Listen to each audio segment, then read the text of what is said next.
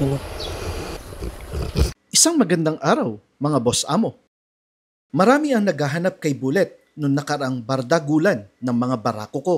Wala siya sa bardagulan dahil siya ay nagpapagaling.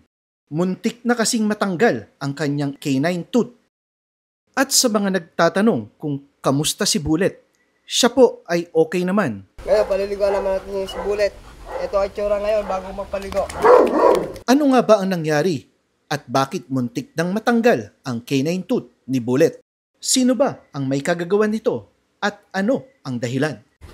Nagsimula ang lahat sa tatlong magkakaibigang ito, sina Lakan, Kim at Rasha. Ganito ang tatlong ito sa normal na araw, kalmado lang at nakahiga palagi. Nagbago ang lahat nang biglang kumulog ng napakalakas at bigla na lang silang nagbardagulan. Si Kim at Lakan laban kay Rasha.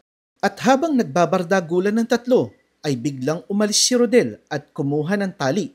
Naiwan si Michael upang siya ang umawat sa tatlo.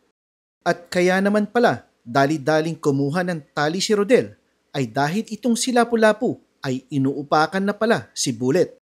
At pagbalik nga ni Rodel ay itinali agad niya ang baywang ni Lapu-Lapu.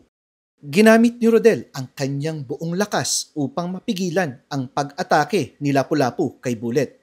Napahawak pa siya sa puno ng bayabas habang ginagamitan niya ng ubod lakas na tapik ang katawan ni Lapu-Lapu.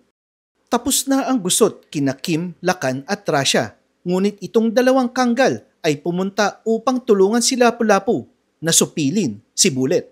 Ibinigay ni na Rodel at Michael ang ubod lakas nilang tapik sa tatlo. Napigilan nila si Lapu-Lapu, ngunit naiwan kay Michael ang dalawang kanggal. Si Kim ang pinakagigil kay Bullet at si Lakan naman ay observer lang. Hindi makabalik ng kagat si Bullet. Yun pala, nung bago malagyan ng tali sa baywang ni Rodel si Lapu-Lapu ay napansin na niyang nakaangat ang canine tooth ni Bullet. At ito na si Bullet ngayon. Feel na feel ang kanyang pagligo. Yun lang po sa ngayon at maraming salamat sa panunood.